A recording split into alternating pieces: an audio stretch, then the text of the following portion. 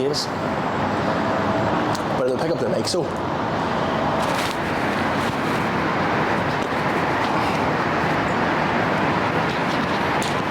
Oh, fuck me, cunt.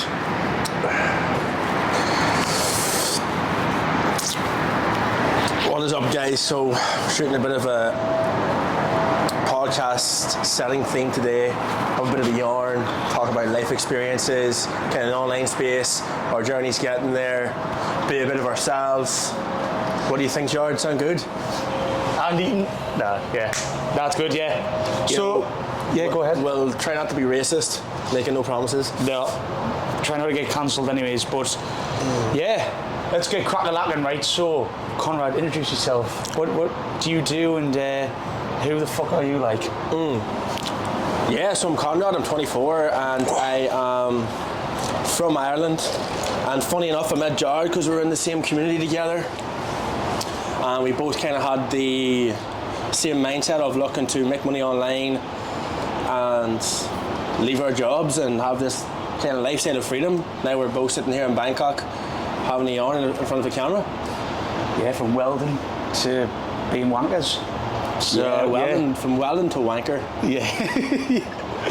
But yeah, yeah, like how's it actually been the last, like, what's it been, like a year for you working online now?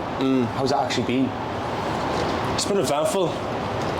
Some parts are good. Listen, it's been a roller coaster. Like, if I sat here and said it was easy, I'd definitely be lying. Yeah. You know, but yeah, it's been, in the grand scheme of things, it's been good. Obviously, going from being a welder to obviously joining the same community together. In 3 months landing, in 2 months actually landing a high-tech closing role. Used to come home from a welding job, do that in the evenings, take calls. Then I got to a stage where I was making the same amount of money in the evenings as my welding job. So I just thought, I'm just going to back myself here and go for it. And ended up packing in the welding and taking this on full time January of last year. And yeah, haven't looked back. Been able to obviously get to almost 10k months just from closing. Then started to jump onto content, finally grew the balls, start posting, start being a little bitch. Yeah. And yeah, now we're in Bangkok overlooking the city, and we've not done any bad things here. We've been really, really sensible, and been locked in our apartments, just grinding. In a way, yeah. But yeah, even like when you first started, right? Because obviously, even people watching this will be like working full time, especially in a trade. Like, what was your day to day looking like when you first started, and then you were learning this? Like, what was it? What were the hours like? So I had to be on site for. You had to do 8 hours on site. We had to clock in and clock out. So I was a welder, like a mechanical fitter. So you worked FIFO doing maintenance, didn't you? Yeah, initially started fucking well in the UK though, in engineering. But then yeah, I was just fucking. It was just like on the mill. I was just doing mesh and gates and shit. Yeah. So for me, it was like going around like quarry plants like that and doing maintenance and doing pretty shit work, right? So you had to be there for 8 hours a day, and it took me, we were all over Ireland. It could have been an hour drive some days, could have been 2 hour drive some days. So realistically, I was doing 10, 11 hour days. So when I came home in the evenings, big into fitness, big into the gym, football, everything like that. So I was only really fit to put in like 1 hour in the evenings, like stretch it out. And then I just kind of had to like utilize my weekends, like 2-3 hours Saturday, 2-3 hours Sunday, to actually develop the skill of sales to get into a closing role. And then, 2 months in, finally landed my first closing role for a pretty big econ guy.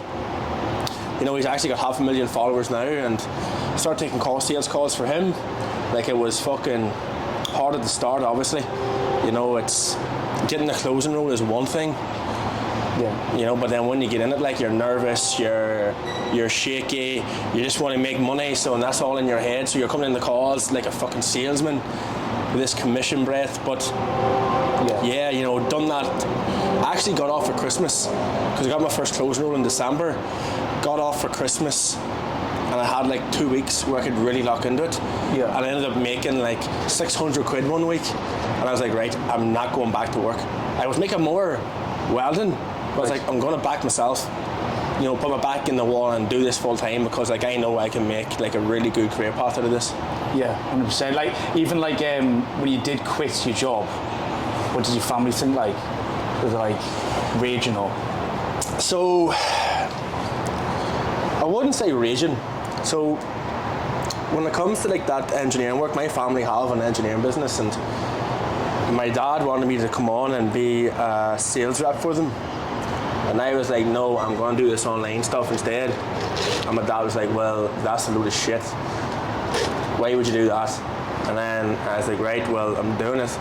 So I started doing this in the evenings. And then when it got to a stage where I quit my job, he was coming home from work. And he was like, why aren't you at work? And I was like, well, I'm making more money with this now. Yeah. He goes, well, that's not going to last. And I said, well, the internet's not going anywhere. So then it got to a stage where I actually was moving out of home. I got my own place. I was living down Titanic Quarter in Belfast. Obviously, you came round to that place before.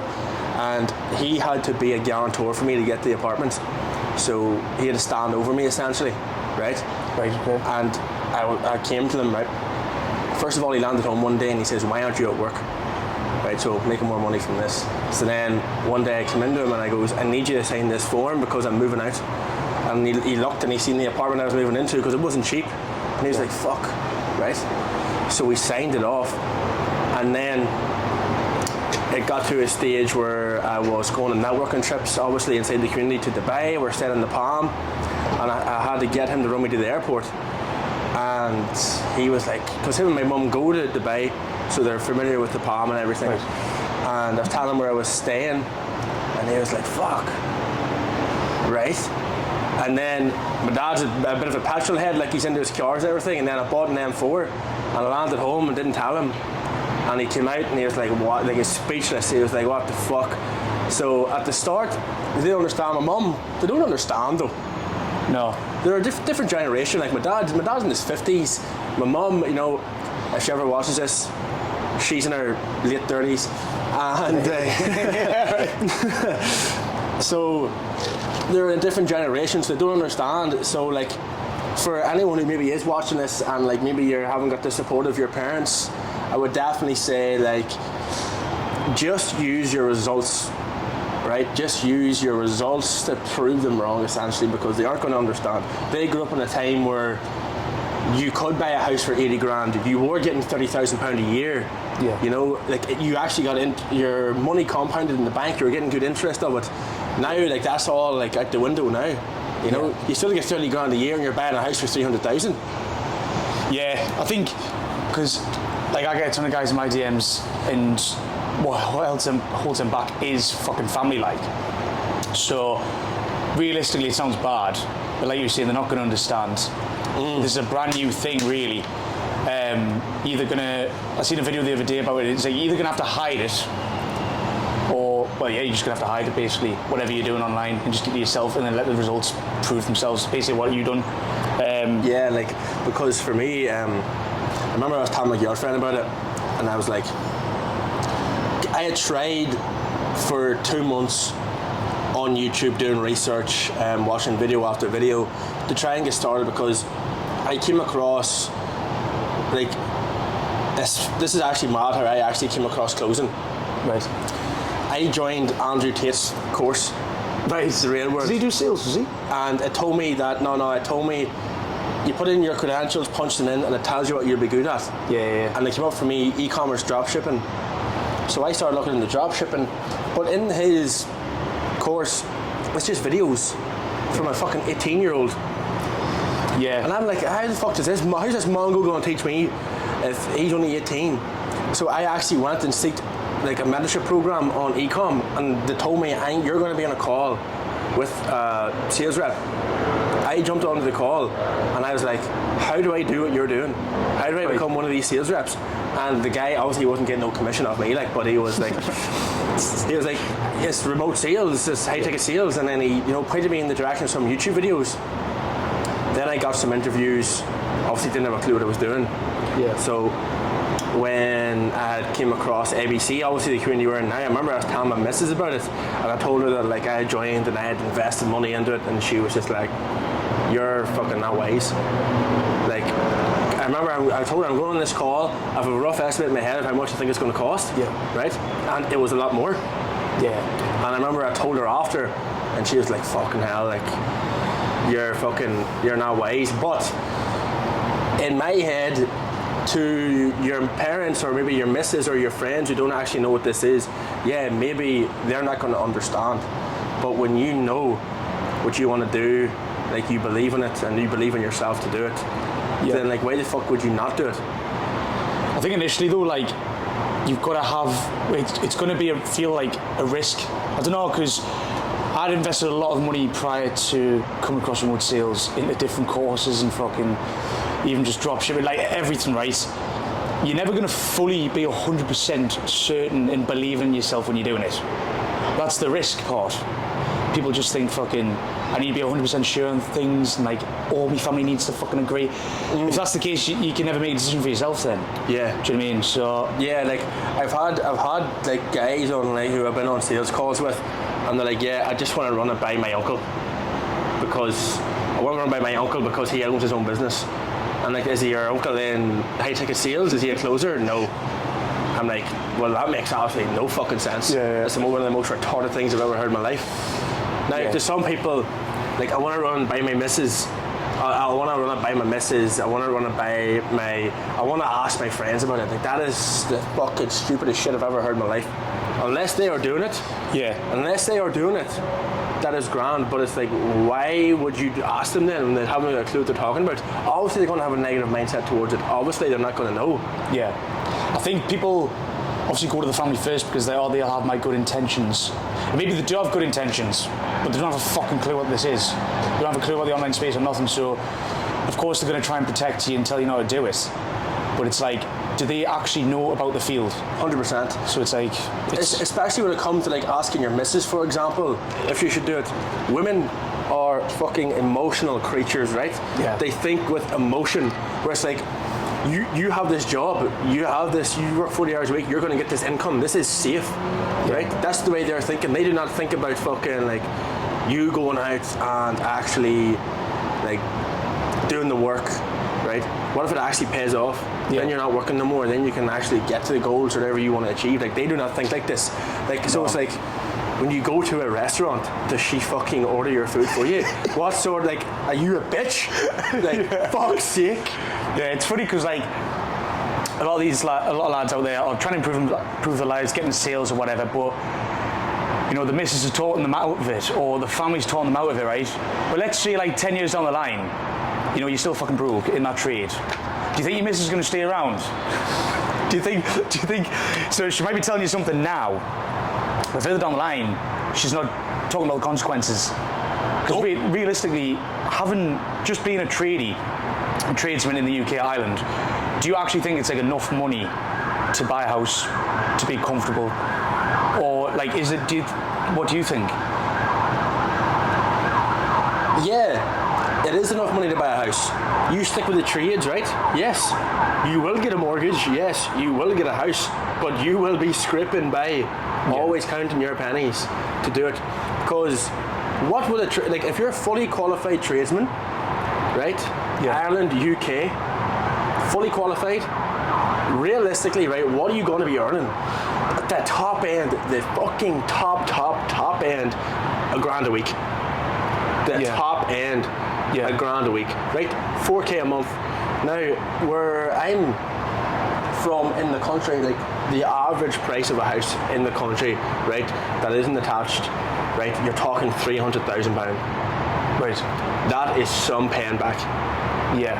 On a mortgage. And also, a lot of people will be like, right, I want to get into property. I'm saving for a mortgage. And obviously young guys, like, obviously it's a good thing or whatnot, but they're saving for a mortgage on a really low wage. And then let's say you do get the mortgage, like we were breaking down the maths of it the other day, weren't we? And it was like, well, you're going to be making £150 a month once you rent it out. £150, like, do you know what I mean? Obviously it's paying off your mortgage, but yeah, so a lot you're not going to retire from your job with one mortgage, and then what, you're going to get another mortgage on the wage that you're on now, which is just scraping by, and then you're on £300 a month. How many fucking houses are you going to get? I don't know.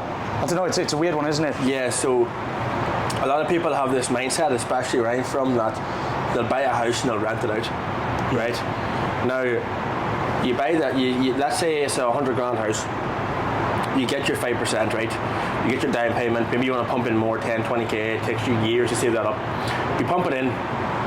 Your mortgage is £400 a month. You're renting out the house at $500 a month, right?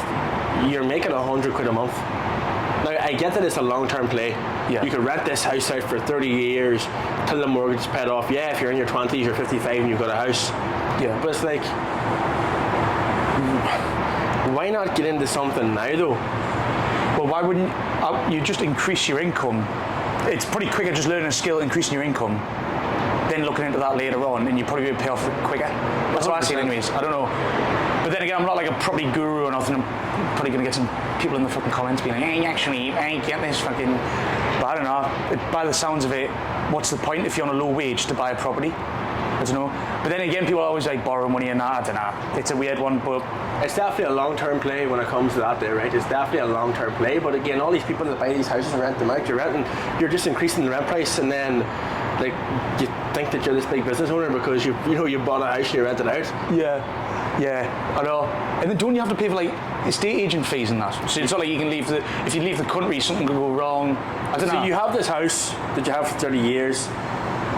You have to cover everything. Yeah.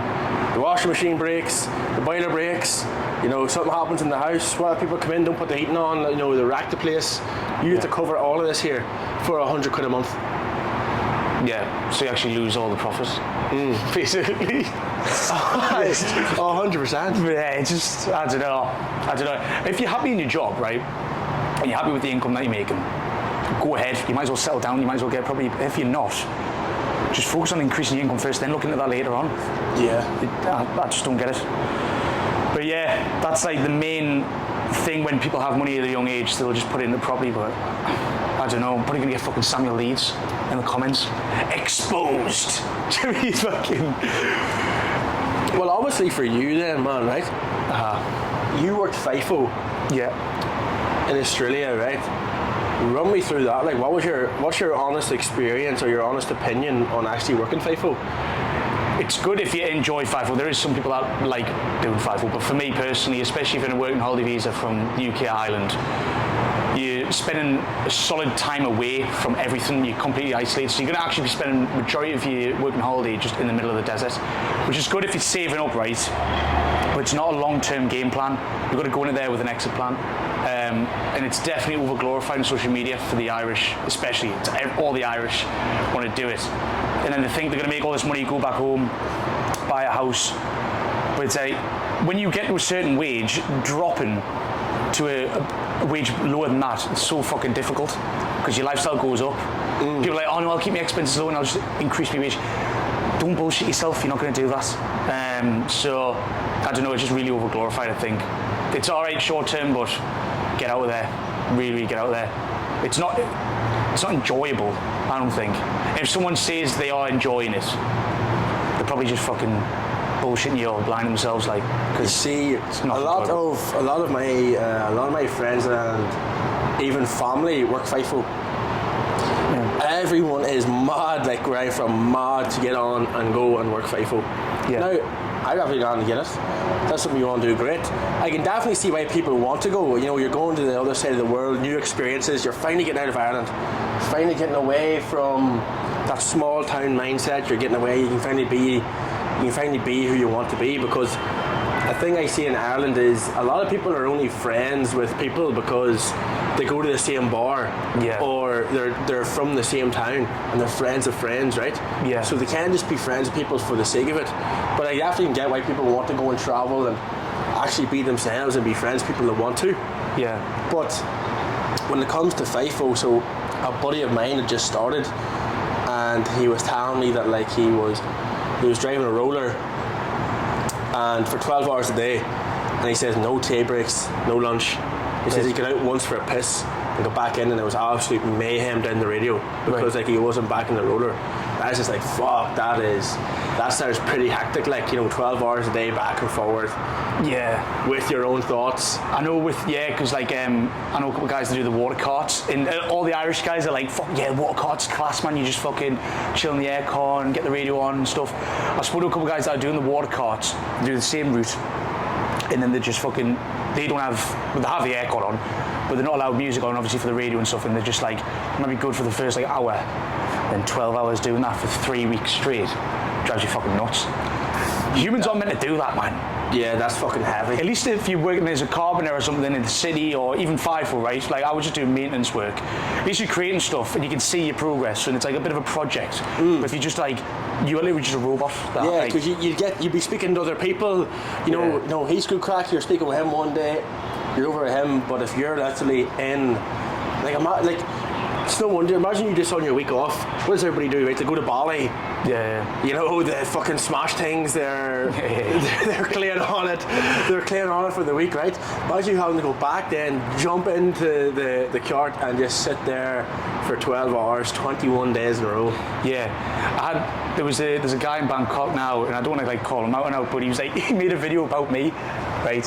But he's like he's quite early retired and stuff, and I think he's about 50 or whatever. Retired from FIFO, worked FIFO all his life, and he's just getting pissed every day with Thai girls and all that. But that's all well and good, like. But then he like made a video about me saying anyone that's teaching like financial freedom on TikTok is bullshit, and all that. It must be tough for him to see, right? And I actually feel sorry for him that there's people, young guys, right, maybe done FIFO, now they're in the online space, then now they've got the freedom that he's got retirement, but it's 20 odd years old, right? It must be tough for him to see that. I actually feel bad for him, because it's like, you must look back at your life and be like, shit, I didn't have them opportunities, do you know what I mean, to maybe get in the online space and stuff. And it's like, I don't know, I'd be raging, me, like, if I was an older FIFO guy seeing the likes of fucking some people in our community like absolutely smashing it, it must piss them off.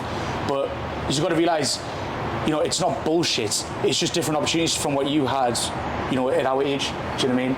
So it's like, and then everyone's like, well, if everybody left the trades, what would the world do? Not everyone leaves the trades, like, do you know what I mean? Some people like working in the trades, it's completely fine, but obviously that's always going to be about. 100%, and like, I put up a testimonial with a guy, and I was like, he went from sparking to 5k, or he went from sparking to 5k a month as a closer, and the comments are all, sure, there's no difference. The only thing is he gets to stay at home, and he's working. Sure, he's still working 6 hours a day taking calls. And it's like, are you retarded? Yes, but he did not want to do sparking. Yeah. Now he can do it from home. How many people, you always see people like, I want to work from home, I want to work online, I want to work wherever. He's literally done that, and then people are like, there's no difference. He doesn't have to turn up at a certain time. 5k a month is shit. Yeah. That's absolutely shit. He's not really reporting to anyone except the sales manager in a way, who's helping him improve his skill, whereas the managers at work just fucking, you know, like on site, just tell you what to fucking do and put pressure on you. So I think there is a bit of a difference, like. Yeah, it must be pretty hard having to wake up in Bali and, you know, take 6 sales calls a day and make 5k a month, and you know, get rewarded for your efforts, and that must be tough, like. Because like, that's the main reason why I liked, you know, the sales side of things, was because you're rewarded on your efforts, but obviously if you don't perform, you're not fucking paying your rent, like. Do you know what I mean? So you're forced to work, you're forced to get up, and you have a bit more drive. Whereas then again, when you're working in a trade, you just turn up, you just got to be there and just do the absolute bare minimum and go home. That doesn't give you any fulfillment, and it makes you feel a bit shit, actually. Like, at least with what we do, you're actually helping people, genuinely trying to help people, and you can feel fulfilled with this. And you can earn more if you get better, or, you know what I mean, or if you go on another offer or whatever. Yeah. You can actually, there's progression in the career. Whereas obviously with the trades, it's like, you become a tradie. Well, this is basically the progress in Australia, right? Become a tradesman, apprentice, qualified, and then going to FIFO. Now you're on the top end of money as a tradesman in Australia, and then, or even Ireland, UK, by the looks of it now, like with the amount coming over. And then you move into maybe a manager role, or you create your own business, become self-employed. But then all you do is, when you become a manager or self-employed, you just got a shit ton more responsibility, and then you're not on the tools as much, which might help your body physically, but mentally you're fucking just drained. I couldn't think of anything worse than managing a group of guys like me on a job site. Do you know what I mean? It must be fucking stressful. Like, I'll not be wanting to do that.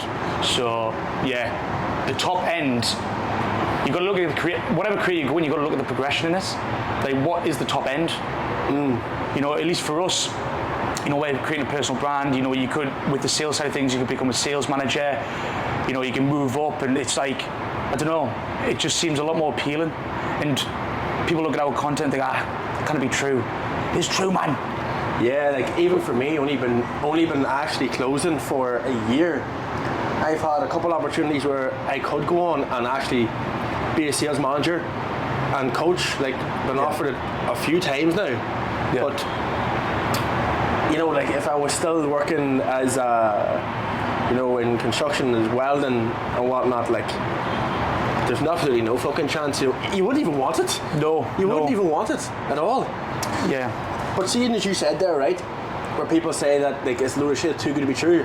Why do you feel like the online space itself has a bad rap?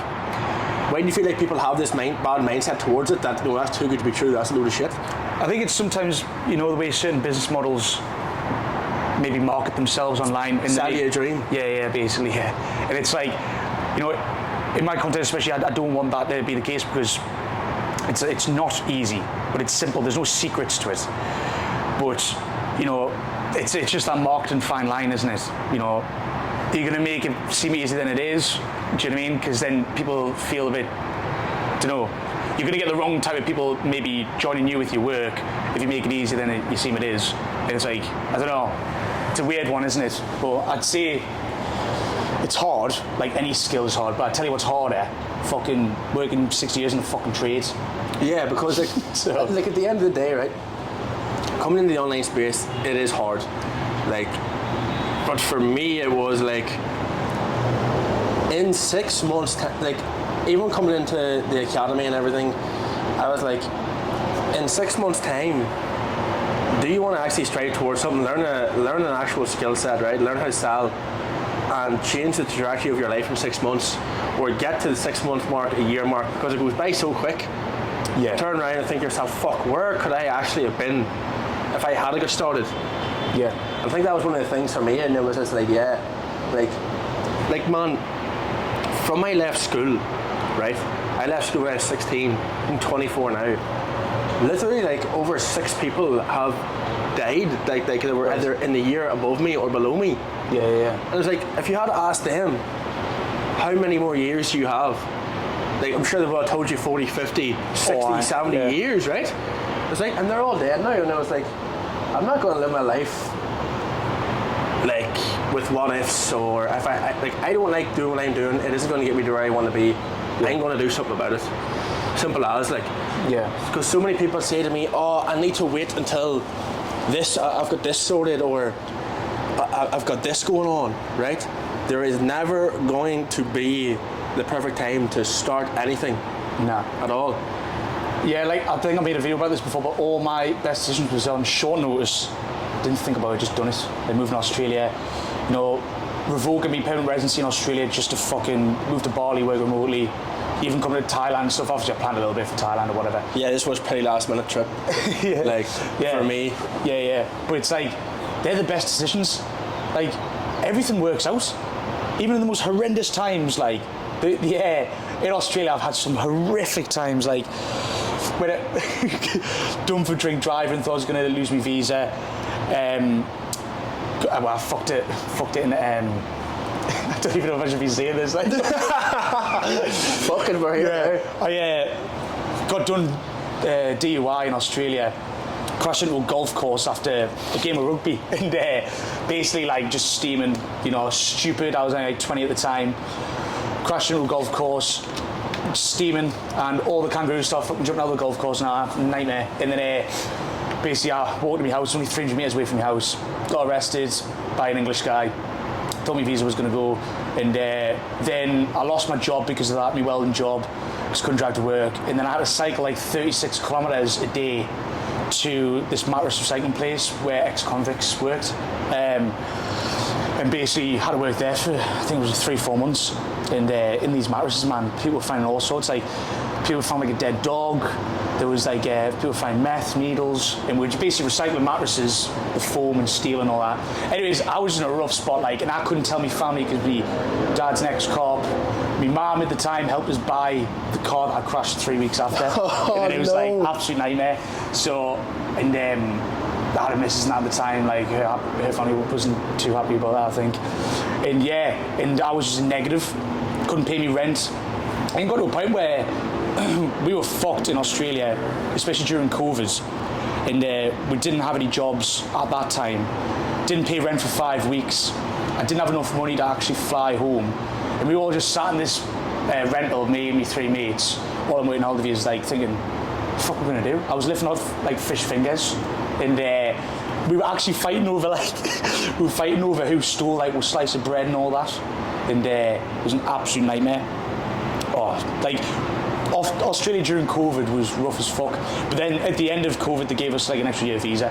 But at that point, that was probably the when I was like proper most broke I've ever been in my life, like negative in debt, like borrowing money and shit. And how old were you then? 20, just turned 20, and I was like, being away from home and that. I don't know how I got like a farm work job in the end, and it was like painting railings and shit. I was a fucking nightmare. Yeah, rough as fuck. But yeah, Australia, like, it's good, but you're not going to have as many opportunities to think, and 5-4 isn't as much money as you think either. Like, so just be careful. So, like, if you were to, let's say for foreigners going over to Australia, the Irish, right? You know, it is very glamorized on social media, right? You know, you see like the beaches and like, it does look like a really good culture over there, right? Different lifestyle. Yeah. Is it what it's made out to be? I personally think, on the grand scheme of things, it's a better life, yes. But in regards to 5-4, no. And realistically, if you're gonna go over there with a normal like job or whatever, you're gonna be stuck in one place. So if I was actually gonna do it again, right, I'd either learn a skill where I can get remote work and travel Australia, or what I'd do is do me farm work. I know British people don't have to do the farm work anymore, but at least with farm work, you can just hop from farm to farm and you can actually travel Australia. But if you're gonna go there, get a labouring job, or even just a normal office job, or fucking hairdresser as a girl or whatever, right? You're gonna be trapped in that one place. Like, you gotta go there with the intentions of like, what did I actually go there for? And if it's to travel Australia, then get a job in one city. You're not gonna travel Australia. So yeah, you gotta be careful with that. Like, but like one of the lads, James, obviously in the community that we're in, his goal is we're going to get him up and going with remote sales, and then he's going to go back to Australia working remotely, and then he's going to be travelling around Australia. So that's the goal in the next like 6 months. So I think a lot of people need to go down that path and just find some sort of remote work. But realistically, you need to learn a skill to do that. It's not fucking easy. Like, when it comes to you actually trying to find work over there, maybe you have a trade behind you, right? Because I know a lot of guys, especially where I'm from, they feel like going over there is going to change their life, right? Because I've got a twin brother who actually lives in Perth, and one of the conversations we had was, he says all these people from home who maybe aren't in the right headspace, that are drinking a lot, who maybe are like maybe a bit depressed and stuff being at home, right? They feel like going over to Australia is going to completely change their lives. Yeah. But one thing my brother was telling me is like, if you are not going over there with the intentions to work your balls off, and that is it, like, you are not going to last out there at all. Yeah.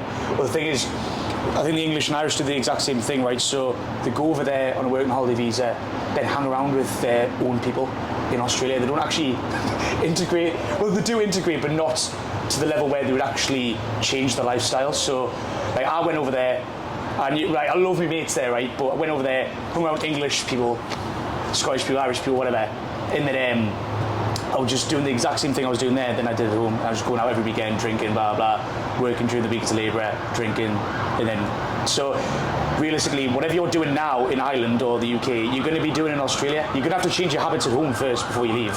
So you're practically going to be going and doing the exact same thing on the other side of the world? Just in a hard country, and then, you'd probably spend more than an hour as well. So, it's like, you just got to be careful. Change your habits before you leave, or you're just going to have the exact same life. Or if you're going to go there, I'd say hang around with Aussies, but then again, Aussies are just as bad on the drink than us. Yeah, if not worse, like, so, you've got to be so careful. But don't get us wrong, like, in the future I would like to go back, but it's still a Western country. It's still like I don't know where I'm going to live when I'm older. Yeah, fuck, I was thinking about that the other day.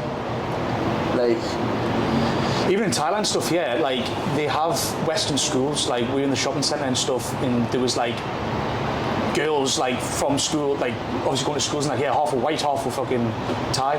So like there must be families here that bring up the kids. You know, there must be decent standard of schools, yeah. Yeah, but realistically, I can think of nothing fucking worse. Nothing fucking worse than actually staying here full time. Yeah, what's your thoughts on Thailand so far? Because is it your first time in Southeast Asia, isn't it? Yeah, first time in Southeast Asia. It was a last minute trip. I literally like rang you and you're like, we're having this conversation because I had moved to Belfast, wanted to get my own place in the city. Yeah. And you were just like, listen, I need to get out of England. Yeah. I'm going back to Asia. I think you'd really love it. And I'm like, fuck it, I'm going to go as well. Yeah. So it was just like, dropped everything. We came here.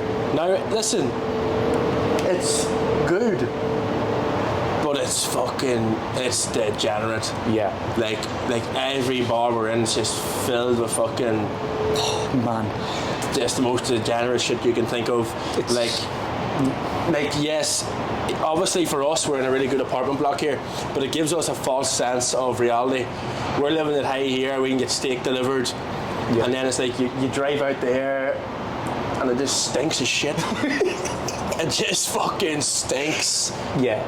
And it's just like poverty everywhere, and it's just like, so like, don't get us wrong, if you're looking to travel Asia, you know, looking to work online, 100% initially go to Southeast Asia, I think, because you can live for lower, you've got a better lifestyle, all that malarkey, but long term, like, you wouldn't want to nah. Be, do you know what I mean? Like, definitely not, because like for us at the minute, right, obviously we're out of like the whole remote sales side of things. We're trying to scale our personal brands and really run, you know, an online business where we're making, you know, million, 7 figures a year.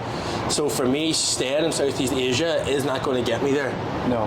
Because now obviously I'm moving to Dubai now in 2 weeks, and staying in Asia, like, it isn't going to push you on. Like, you go up to the gym in here and it's like some traveller who's filling up 3 water bottles to try and scrape by. Like, we went out to Chinatown to get, and then we had a beer, and there's a guy arguing with the girl over the price of the beer, and the beer's £1.50. Yeah. It's like, it's just fucking full of fucking brokies, man.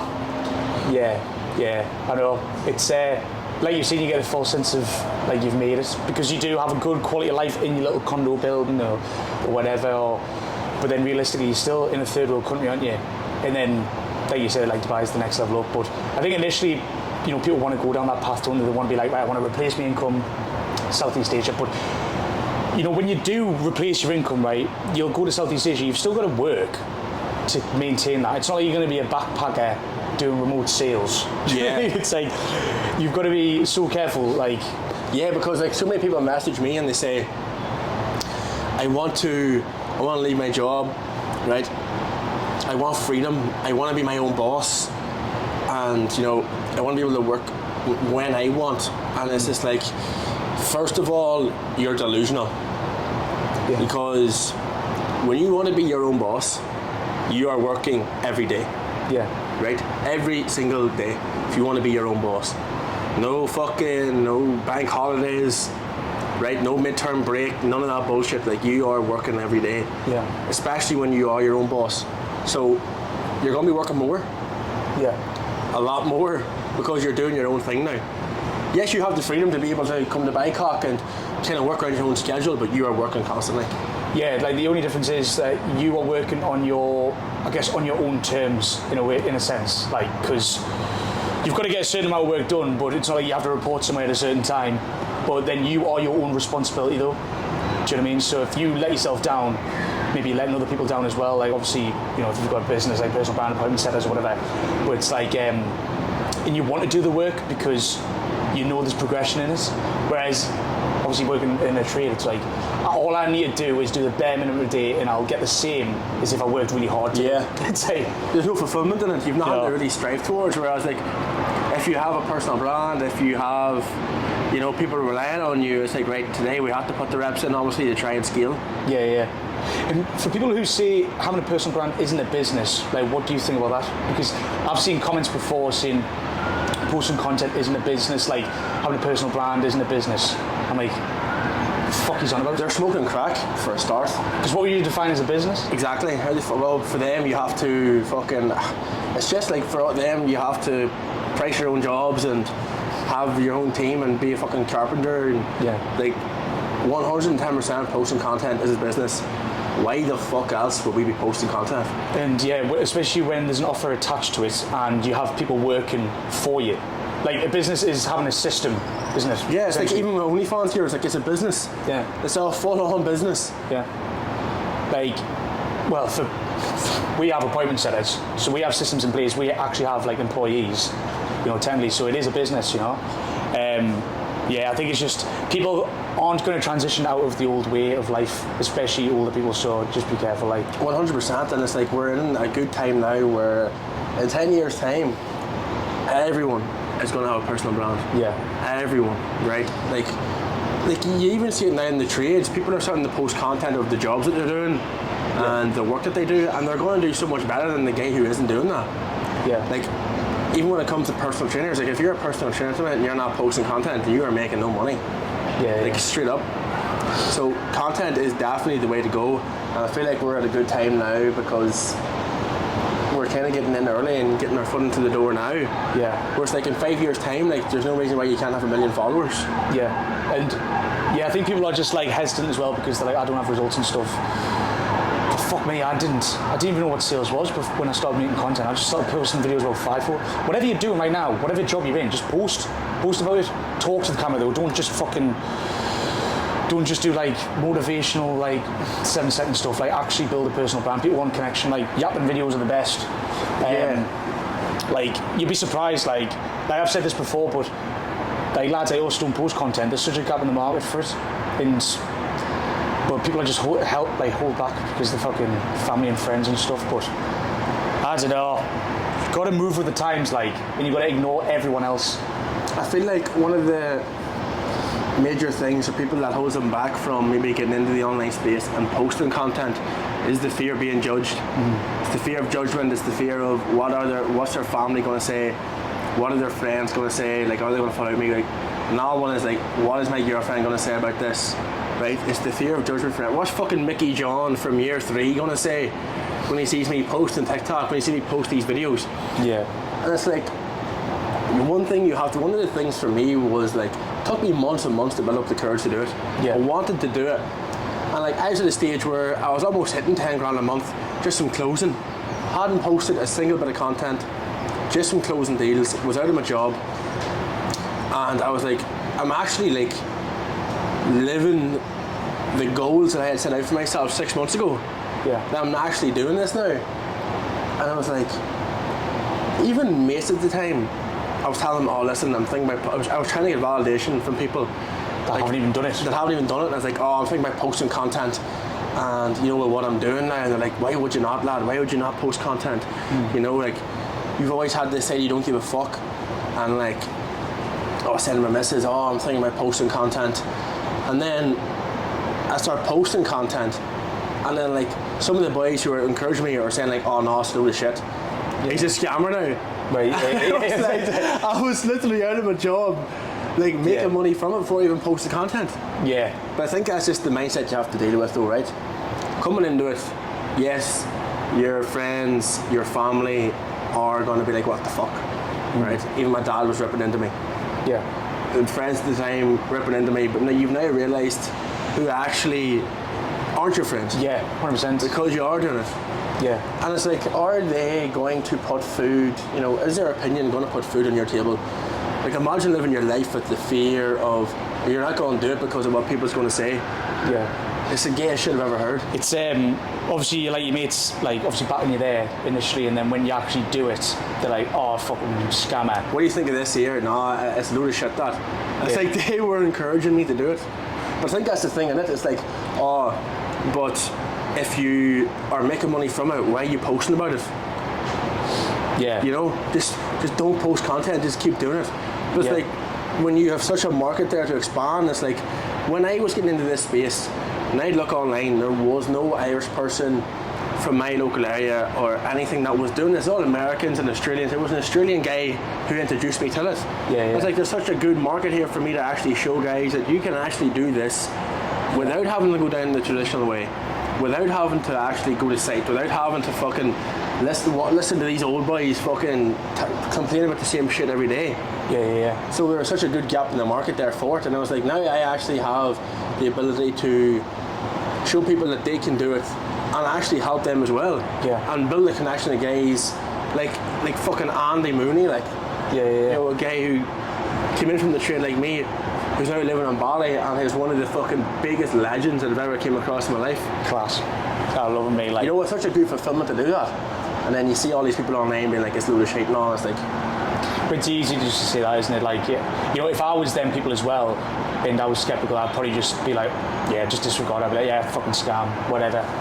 But really, so, like, the reason why we post content is because, you know, if you just look at the way the industry's going, 350 billion now, alien space. It's going to be, was it 1 trillion by 2030? It was actually 10 trillion. 10 trillion? 10 trillion by 2030. 10 trillion? I don't know if it's... No, sorry. I think that was 2040. 24. Oh, right, okay. Yeah, well, then again, do you know what I mean? So it's like, it's going to basically 2.5 times the industry by 2030, right? You've got to look at the way things are going, the way, like, trends are going. You're always going to need online sales reps. Either way, learning sales, learning how to, you know, market and create content. No matter what business, online business you're going to go down in the future, learning them skills are going to be needed. So whether you're getting a remote sales or not, just learning them skills is so important. So I feel like for us, being an affiliate to the sales academy that taught us up, they teach the personal branding and the sales side of things. It's perfect for anyone on any single offer, wanting to go down any single avenue in the online space. It's the perfect thing to, you know, have as our offer with our personal brand. Do you know what I mean? Yeah, 100%. Like, I definitely would say that being just a closer is not the long-term end goal. Yeah.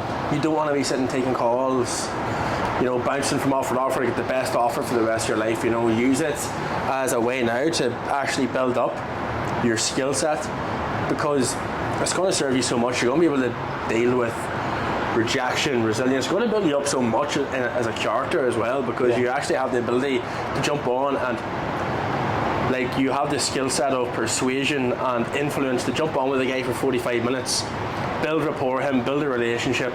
Like, if you're on a 10 grand offer, pitch him 10k, take the payment and onboard him in 45 minutes. That alone is a fucking skill set in itself, to be able to influence someone like that. Yeah. You're going to be such a more interesting character, but definitely use it to start your own business. You know, closing itself is definitely not a long-term play. Some people might enjoy it, but realistically, you know, it depends what you want. Like, are you wanting to make fuck you money? Well, I'd say personal branding's the way forward. Like, you know, you've got Donald Trump going on podcasts, you've got Mark Zuckerberg going on podcasts, you've got all these big guys, right? And I'm not saying they're doing fucking high ticket sales, but it's like, why are like fucking people that are already rich trying to make a personal brand? Ronaldo, the man, absolute multi-millionaire, Yeah. now started a YouTube channel. You know, now he's on with Mr. Beast doing collabs and everything. Yeah. Why? Because people buy from people who they like. 110%. And if you're making an online business and you're not integrating yourself into it, well, you're competing with people who are. And realistically, right, maybe someone has a worse product or service than you, but the customers will go to there because they like the person who's selling it. Do you know what I mean? The person who's attached with that brand. People buy brands, not the actual product, I think, to a certain extent anyways. Yeah, because like, I have a lot of guys that come to me, like, I post videos about how you can get up and going with digital dropshipping, how you can go and buy a PLR product of Etsy and you can run a faceless account. Now, that is a great way to start you making money. But so many guys say to me, no, I don't want a personal brand, I don't want to post content on my face, I just want to do faceless, right? Yeah. What is your opinion on that for someone looking to do that? Well, what is their goal with it? Are you looking for something sustainable and long term? Yeah, you could probably make money from it in the short term. And look, there is successful faceless accounts. I've seen them before. But I don't know how much revenue they're actually bringing in. I don't know. Long term, you're going to be competing with people who have a face to the name. And people would prefer that than just fucking faceless content where it's just like, I don't know, it doesn't really work too well long term, but short term, if you want to make money online, you know, right now, instantly, literally you can watch our content, even on my YouTube video, you could literally get started with it now and start making a bit of a side income alongside your job. 100%, right? It's definitely a short-term play, but long-term, when it comes to faceless accounts, there's so many fucking Indians doing it. It's such a saturated market. You've got fucking people in China with 20 iPhones, fucking all these faceless accounts, right? People always buy from people. People will buy your story, buy into your character. So stop being gay, man, and start a personal brand and fuck this faceless shit, like. I know. But like, I think the biggest common problem that people face when they first start out is trying to be someone else. If we go on there, right, if I was starting a personal brand completely again, and detach from the views, detach from the likes, and I'll just do a video journal every day. What did you get up to? Even if it's boring as fuck, right? Just document everything, like. Doesn't matter how many people are watching initially. Just you going to work, what did you do today, what's been on your mind, where you want to be. It doesn't have to be fancy editing or nothing. You just got to start, like. You just got to start. Fuck going viral initially. You might actually go viral though, eventually, but building that brand, I think is so important. Like, I get people in my DMs that have said, literally, I've watched you from day one, because I've documented absolutely everything from day one on to when I left my job, replaced my income, and then actually like moving to Bali, Thailand and whatnot. So like, people can go back on my TikTok right now and see from the very beginning. Although I did have to remove quite a lot of videos. Well, not a lot, but like about 20%, because I had my company logo in my shit. But apart from that, you can watch my whole journey. Like, and I think everyone needs to do that. There's no rush on getting results. Stop thinking about that. Just document everything what's on your mind, because realistically, the most relatable back then. Yeah. No one gives a fuck when you've actually got it. Do you know what I mean? People care and want to be relatable. That's why a lot of these small-time creators are actually probably making more money than people who have got like 500k followers, because it's like they're more relatable. They're actually closer to their target audience than that fucking guy driving a Lamborghini in Dubai in a penthouse. Who would you trust more? That guy or someone who's maybe made a bit of success but is in your position, before or whatnot? So yes, the thing, it all comes down to relatability. Yeah. You're going to go to the guy with 5, 10, 15k followers a lot quicker than you would the guy with 500k. Yeah, 100%. So yeah, don't think about the fucking followers and views, man. It's so gay. But yeah, for you, obviously, you're going to Dubai next week. What's your thoughts going into that? What's your goals and stuff? So, obviously, right, like, it's been a mad 12 months. Obviously, I got into this, got a closing role, left my job after 3 months, started closing, was almost scaling, I was hitting 8, 9k a month, started posting content, started taking content really seriously, only like a few months ago, to be honest. And now, like, last minute I booked this trip, came here, and then I'm like, right, Thailand's not the end goal, like, I want to go to Dubai and be actually like put myself in an uncomfortable situation where I'm forced to grow. Yeah. I feel like there's no better place to do that than actually going to Dubai, because the main thing for me was I had to get out of Ireland.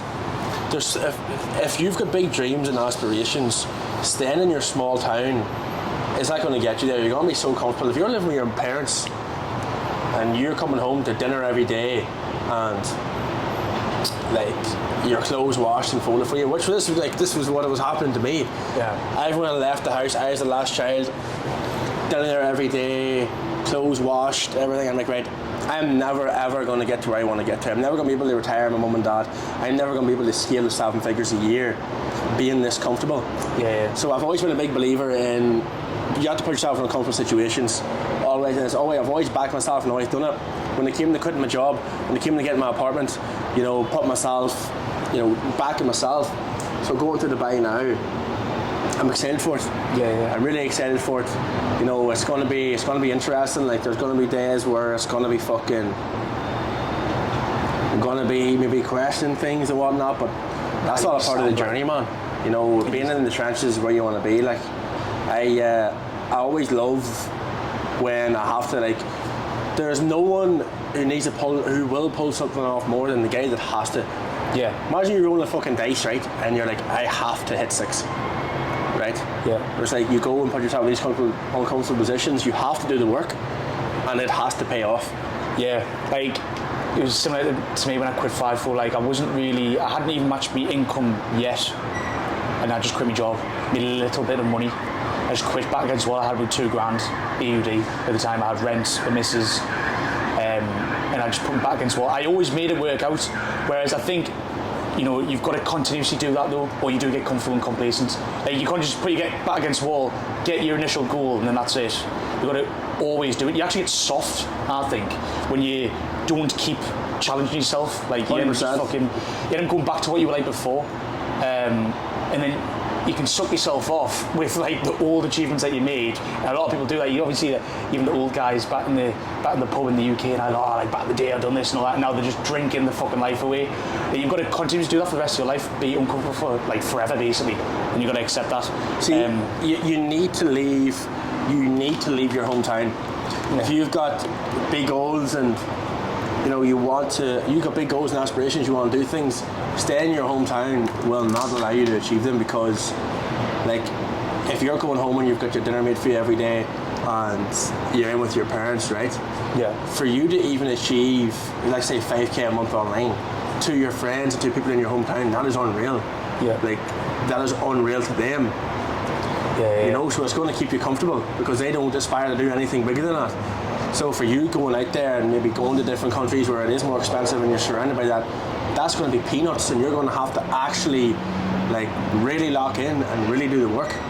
It's weird, isn't it? Because like there's parts of us where I'm like, even when I speak to my mum and that, she's like, Jared, you're doing so well for your age, or like, you look what you've been able to do and all that. But then, I don't want to be compared to the fucking average person my age. Yeah, that's the thing. Like it's the same with my mum. It's like, sometimes she's like, I feel like you're working too much now. Like, or people will be like to me, you're doing so well for your age. I'm like, don't ever fucking compare me again to the average person my age. Like, I do not want to be doing well. Like, I want to be fucking like striving. I want to literally retire my ones here like before 26. Yeah, because when you do that, all that happens is, actually, you're right. You're going to get comfortable in your head. Yeah, fuck. Like, these guys go to the bar every weekend and they're fucking doing, you know, that's what they're doing. Look at me, I'm hitting fucking 10, 20k a month. And it's like, no, you need to be hitting 50k a month. Mm-hmm. Yeah. And then, that's the whole point of going to Dubai, really, isn't it? Just to put yourself in that position where everybody's better than you. 100%. Like, even with my mentor, we came out of the Palm on a network trip we done, and like, see in Dubai, right? See all people who drive the supercars and everything, right? Yes, they're rich, but in Dubai, they're the actual brokies. See these Nissan Jeeps, and you know because they got the number plate like 2 and like 4, right? These Nissan Jeeps come in, and these are like the Saudi oil men. And we come out of the Palm, and this Jeep just drives in, and it's got the number plate 3. That number plate alone is like 50 million. And I was just like, fuck me, man, what? And I think, and you think 10k a month is hard?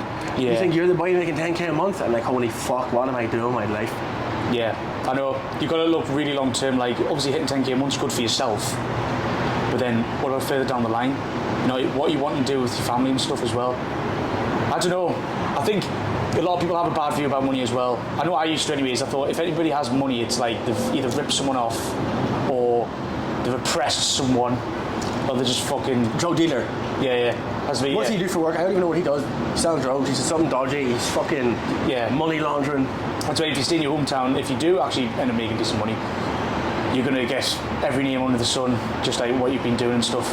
And look, I'm not saying I'm a fucking millionaire or nothing like that. Nowhere near where I want to be, but it's also like people are gonna still call you shit, or like, I don't know.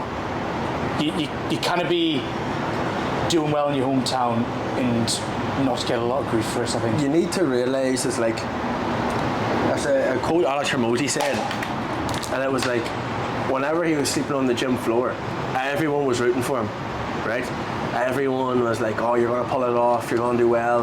Yeah. Then he's the fucking owner of the gym, right? Yeah. Now he is the owner of the gym, now he's doing well. It's like, oh, you're better than us now. Oh, no, now you're the big boss. It's like everybody wants to see you do well, right? They want to see you when you're, you know, in the trenches and whatnot, but then whenever you surpass them, like, it's kind of sad to see, especially in Ireland, man. It's like, everyone just has like this, like, this jealousy, or like these thoughts that like, what a prick, you know, who does he think he is? Who does this guy think he is, posting videos and like doing this and doing this? It's just a real shit mindset people have. Nobody ever wants to see anyone do well. Well, good thing for you and us is that because people have that mindset, we have less competition. Yeah, thanks guys. Because, you know, that's why when people say, well, why doesn't everybody just do this? Why don't you tell your friends about this? Well, it's because they have this mindset. And it's like, we're not lying. You know, there is avenues you can go down to work remotely, you know, have a bit more freedom or whatnot. But the reason why not everyone does it is because they think it's a scam, they think it's all bullshit, and they've got self-limiting beliefs. And they're actually, like our mentor was saying, people are scared of success as well. Yeah. Like, actually getting, like, what would happen if I do reach that goal? Like, how would I even handle it? So, because of that, not everyone's going to be getting into it. Yeah, like that's the one thing I get all the time. Well, if this is so good, then why doesn't everybody do it? Straight up, the same reason why you're not doing it. Yeah. People are actually fucking lazy. Yeah. Straight up, like they're lazy. So many people tell me that they want to leave their jobs and they want to work remotely and they want to get back to their families and do all this stuff. But when it comes to actually walking that path, it's scary. It actually is a scary path because you now have to actually take one step out of your comfort zone, because when you go to work, you're getting paid. Yeah. You know what you're doing. Every day you show up, right? It's easy. I can go do this job and know what I'm doing. I'm getting 600-700 quid a week. Now you're going to step out of your comfort zone to learn a new skill, right? And it's uncomfortable. Yeah. Everybody talks a big game. Then when it comes to actually walking the path, it's like, oh, you know what? My mum doesn't actually need retired. She actually likes her job. Yeah. What, this fucking job that my 2 knees are fucked in my back that I just told you for an hour I hated? I can actually do this for another 20 years. Yeah. Right? Everybody talks a big game until it comes to walking the path. It's a Straight up. It's funny, I think it's the same with Ireland as the UK with that. Like, it's always the big talkers, all the little chavs at home, the little Rajis that they've always got the big dreams, aspirations. They could fill this guy in, you know. They could do all this. Yous are just full of shit. Yous are fucking like. It's always just the big talkers. You know, people that don't. And I know we're talking on a fucking podcast right now, but it's not like we talk a big game. You know, respectively, like it's always the people that talk a big game that do fuck all. Do you know what I mean? So, I don't know. It's just, what did you do at the end of the day to push the needle forward? That's all that matters. You know, did you actually take action? The only thing that matters is action. Thoughts doesn't give a fuck. Research, fucking YouTube planning. videos, writing all this shit down. Where did it get you? It got you nowhere. Yeah. Well, I've been thinking about doing this for a while, and I was speaking to my friend about this business idea, and mate, you've done fuck all. You've literally mentally wanked yourself off. Yeah. I've been following these accounts on Instagram, you know. Listen to this podcast. Yeah, it's always the podcast. I've been reading this self-help book. Listen to this podcast. Yeah, this is like engagement. But yeah, it's the podcast self-help books, the affirmations, all this fucking self-improvement shite. What did you actually do? Nothing. You did absolutely nothing. You sat there, and you literally sat there, nothing, reading a book in your hand, listening in the car to a fucking podcast. But you took no action. You actually sit and do nothing while you're doing it. Yeah. Do you know how long a podcast is? This is probably going for an hour and a bit. You've wasted an hour. I'm joking. But it's like, how long does it take to read a book? Fucking ages. So make sure if you're actually doing these things right, that you actually implement something with it. Because for a long time I just fucking mentally masturbate as well, thinking like I'm improving my mindset, man. No. Yeah, it's like I've been on sales calls with guys, and it's like, yeah, listen, they literally tell you all like this job they hate it, all the goals and aspirations they have. You lay out a plan, will I get them there? Yes, right. It comes to walking the path, and it's just like I need to weigh up my options. Yeah. Or I need to kind of run things over in my head and do this, and it's like your actions that you have been taking is what's led you up to this point. This is what led you up to you being on a call with me. It's led you up to getting fucking nowhere, right? Like, been on calls with guys that were like literally in their 30s and they've been scraping by their whole lives. They've got 2 kids and a mortgage, and it's like, yeah, listen, I need to weigh up my options and kind of make sure that this is for me. And it's like, what options do you have, man? What other option do you have? Literally, like, you've been weighing up your options for how, like, fuck me. Do you know what I mean? It does make sense. But I think a lot of people like get obsessed with like when they get into the self-improvement and all that, they're like, gonna get me fucking mukbanged. I'm doing really well, I'm taking cold showers in the morning now, and you know, I'm 8 hours of REM sleep. meditation, doing breath work. Shut the fuck up. Shut the fuck up. Andy's not good like that. Yeah. Sorry, Andy. But it's like people get obsessed about, you know, the physical health more than the actual fucking work that they're doing, to the point where, let's say you go to the gym, right? You go to the gym for 2 hours a day, right? Because I see a lot of people do like the daily routines and that on Instagram. You go to the gym for 2 hours a day, you go into the sauna, you go in ice baths. Don't get us wrong, I do enjoy that, recovery, whatever. And then you're reading for an hour a day. You listen to mate, you've done fuck all work. Fuck all work. Realistically, right, do you really think these top entrepreneurs had the 8 hours of sleep? They had all these, they were listening to podcasts, maybe they were reading books or whatever, but they were implementing with it. Do you really think they did all these things on a morning, these daily routines where they've grounded themselves and they're fucking doing this? No, they're probably just living on 4 hours of sleep, right? And they just got a shit ton of work done over a set period of time.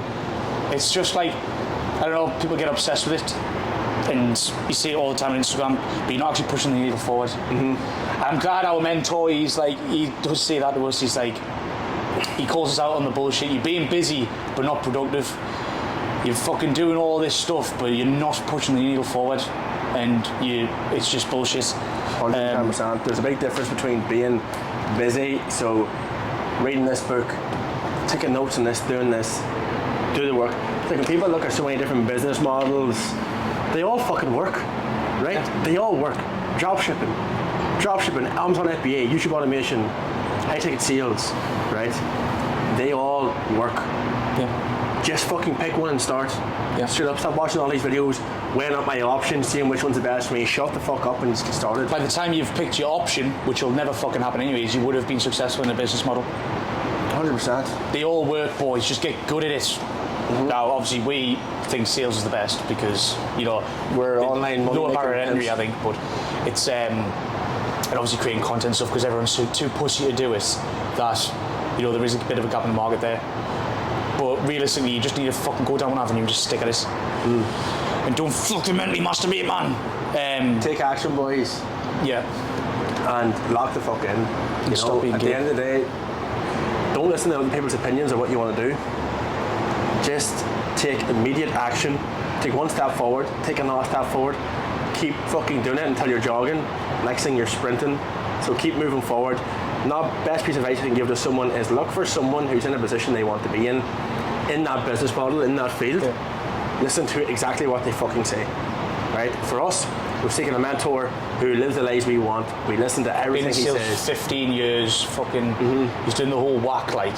And find guys with like-minded guys. Find like-minded people who want the same goals as you, not your mates that actually say to your face they want you to do well, but they're actually jealous mouthing behind your back. Fuck them simps. Find people that actually want to see you do well and network where they're not jealous of you doing well. Yeah, 100%. Well, I think the only way you actually can do that is through social media initially, though. Like, you're not gonna. Maybe you'll find like a couple mates from your hometown that'll like support you, and then, but they probably won't do what you're gonna do. So, the best way to go about it is to find a community, and then actually find people online that are got the similar mindset. You've got literally the world at your fingertips. Like, don't like rely on the people around you now, when you've got access to literally everyone in the world through the internet. That's how we met.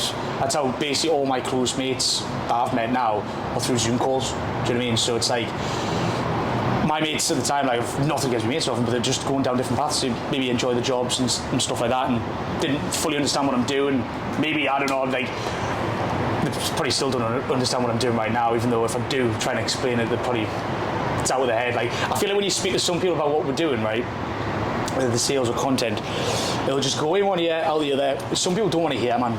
People, like, they've made their minds up already. Don't try and convince people what you're doing. Just tunnel vision and just stick it. 110%. Do not waste time or energy trying to justify your actions to someone else. It's something I've done for a long time. I was trying to explain myself to people and be like, no, I'm doing this because this is what I want to do. Like, even try and take close mates of mine on, but when somebody does not have the vision, fuck them. Yeah. Just you have tunnel vision on it, take aggressive action to get there. Like, at the end of the day, man, as they went from, you know, being a fucking working in construction to, in the space of 12 months, being able to leave my job, hit 10k a month, got my own place, scaled to 30k a month, dropped everything, moved to Asia, and now in 2 weeks I'm moving to Dubai Marina, right? And it wasn't fucking thinking about other people's opinions that done it for me, or trying to explain and justify my actions to someone. It was like, I have a vision of what I want to get done, and just took aggressive action to get there. Simple as. Didn't listen to no bullshit around me. And if you listen to your dad, or like, obviously not going to go with your dad, but if you listen to your family or your friends, where do you think you'd be now? Working in sales on probably fucking £800 a week. Yeah. Still living with my mum and dad. Ready to kill myself. Yeah.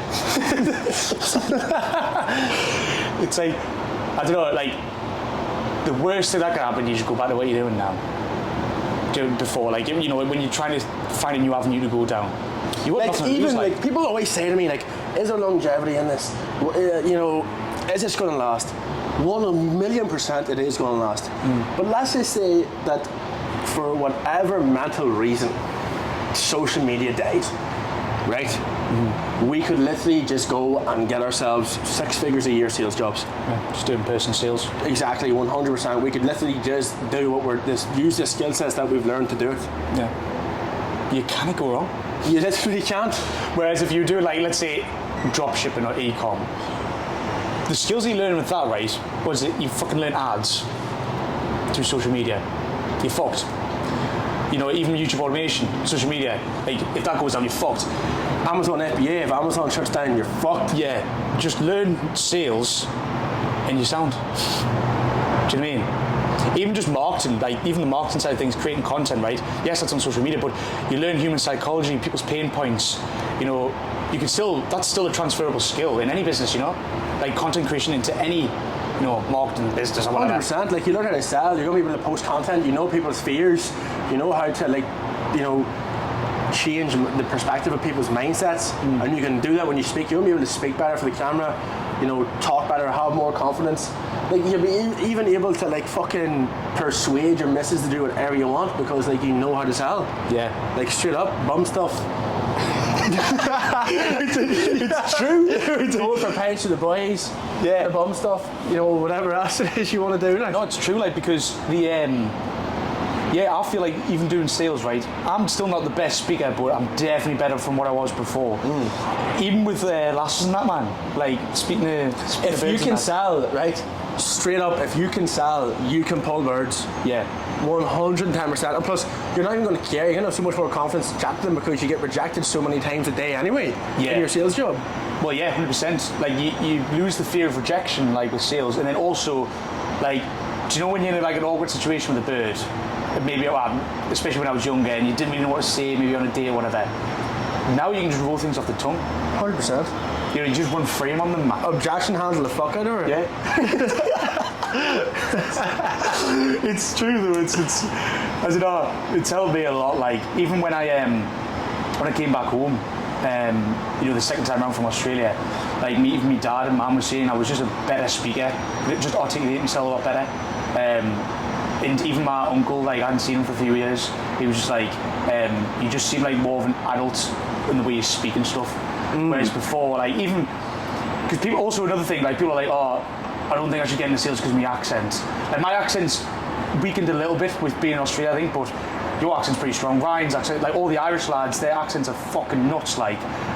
But then there's offers in Ireland, you know, the Americans love Irish people. It doesn't matter about your accents. Yeah, like, when they first started, like, I was told that I couldn't speak English. Yeah. You know, the mentors had never heard an Irish person before. But it just comes down to slowing down and not using no slang. Like, yeah, I brought on this guy from Craic. I can barely understand this fucker. Roland, I can barely understand you, lad. Yeah. And he just got himself a closing role now with a fella from down Cork direction. Oh, sorry, he's from Cork. You're not even from, Roland's from fucking Cork. Yeah. But he got himself a closing role with a guy from down there. You know, so your accent doesn't mind nothing. No. When it comes to you obviously talking about, you know, you were a better speaker when it came to women, what's your views on fat women? Oh, we're gonna go there.